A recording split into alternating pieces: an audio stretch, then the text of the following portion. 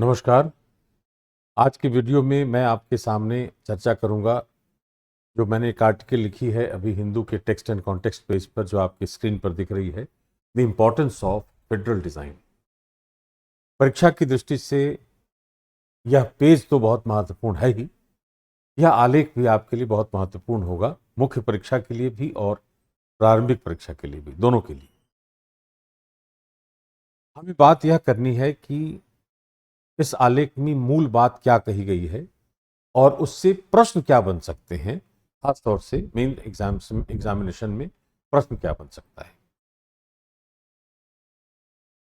अगर आपको याद है तो पढ़ा भी होगा और याद भी होगा आपको कि दिसंबर 2023 में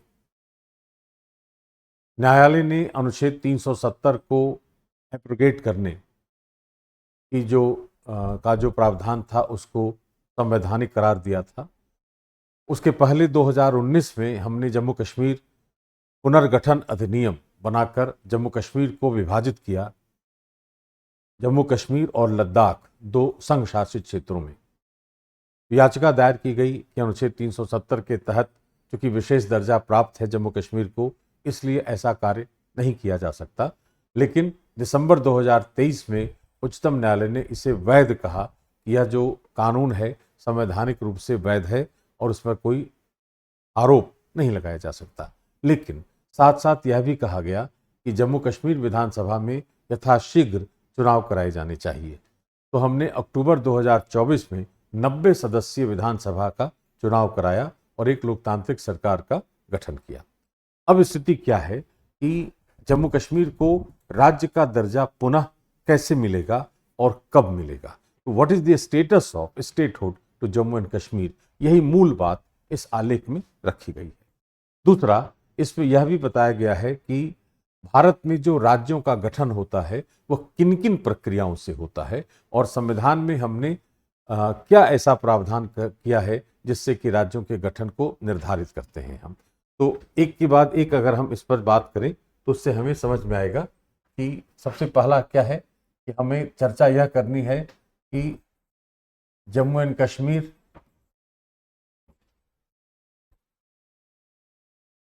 रीऑर्गेनाइजेशन एक्ट 2019 से हमने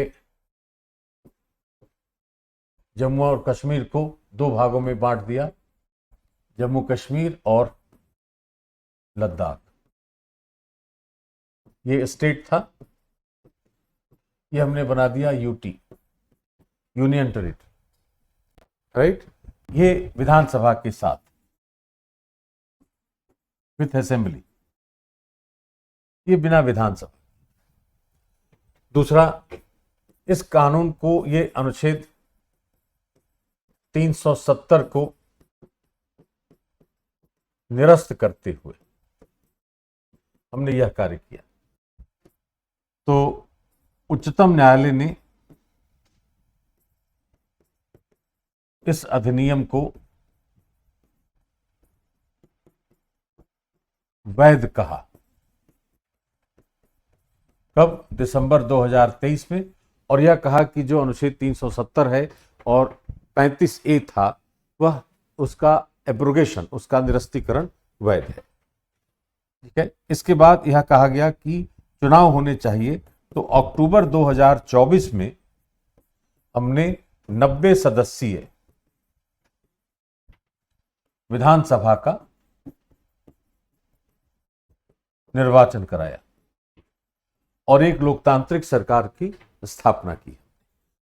अब वापस में हमें राज्य का दर्जा देना है जम्मू कश्मीर को, राइट। उसी पर बात करनी है कि क्या राज्य का दर्जा मिला है, नहीं मिल रहा है, क्या समस्या है। एक याचिका अभी दायर की गई है जिसका उल्लेख आपके इस आलेख में किया है मैंने। यहां पर लिखा है Zahoor Ahmad Bhat versus UT of Jammu and Kashmir.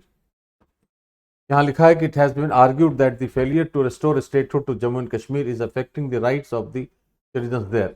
Another argument in this context is that it is also violating the essential features of federalism and thereby the basic structure of the constitution. दो बातें कही जा रही हैं यहां। जो हमारा जहरूर अहमद भट्ट बनाम यूटी ऑफ JNK की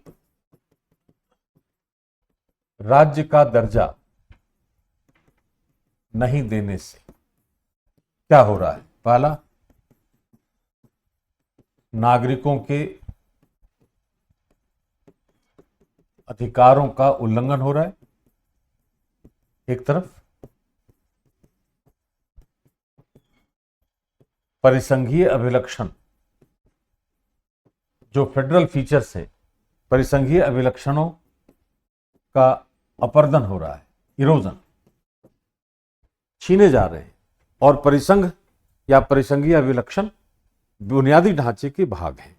इस रूप में यह आर्गुमेंट रखा है उच्चतम न्यायालय के सामने। इस मामले में न्यायालय ने केंद्र सरकार से अभी डिमांड की है कि आप इस पर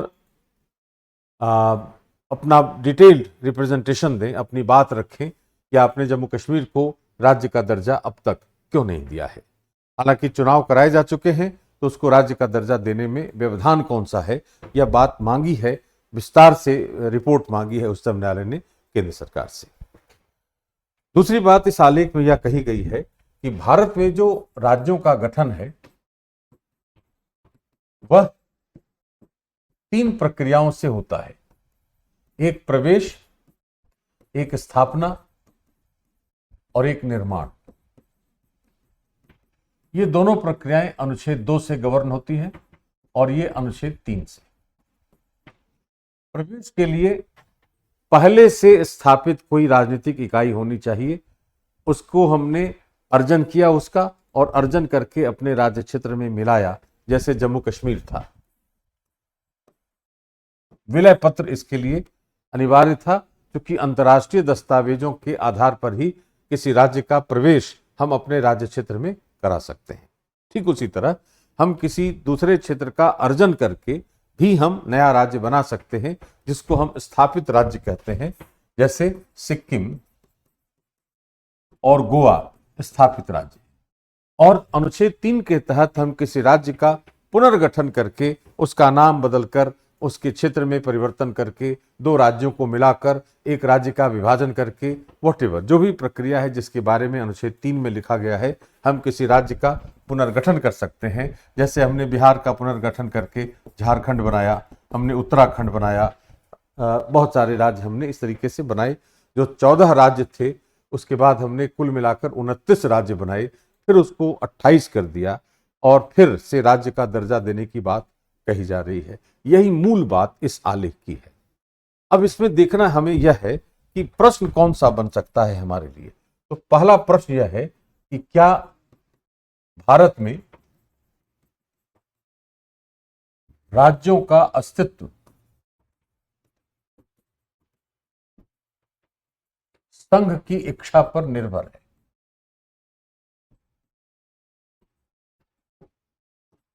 परीक्षण कीजिए।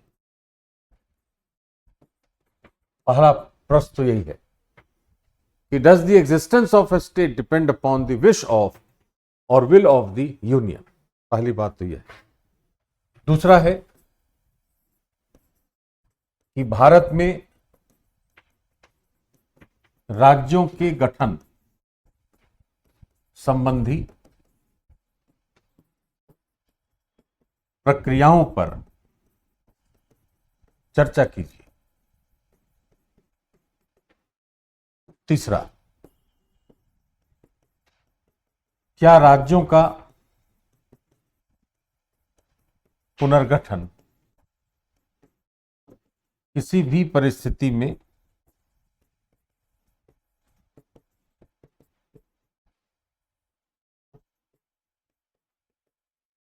परिसंघीय अभिलक्षणों का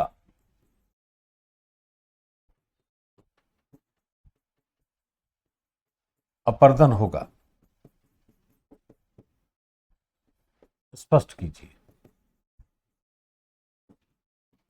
ये 3 मुख्य प्रश्न हम इस आलेख से ढूंढ सकते हैं बहुत स्पष्ट रूप से, राइट? और इस आधार पर हम इस प्रश्न का उत्तर दे सकते हैं कि अस्तित्व उसकी इच्छा पर नहीं है, हम यह कह सकते हैं कि राज्यों का पुनर्गठन कर सकता है संघ, लेकिन उसको समाप्त नहीं कर सकता। ऐसा नहीं कि राज्य का गठन पुनर्गठन करके हमने जम्मू कश्मीर को बना दिया संघ शासित क्षेत्र, तो अब हम वही संघ शासित क्षेत्र रह जाएगा और राज्य की संख्या घटा दें, ऐसा नहीं है। एक बार जब राज्य हमने बनाए हैं उसका अस्तित्व बना रहता है, क्योंकि राज्यों के बिना संघ का अस्तित्व, प्रश्न चिन्ह लग जाएगा संघ के अस्तित्व पर। अनुच्छेद 1 में यह लिखा है कि भारत अर्थात इंडिया राज्यों का संघ होगा, अर्थात बिना राज्यों से के मिले संघ का निर्माण नहीं हो सकता।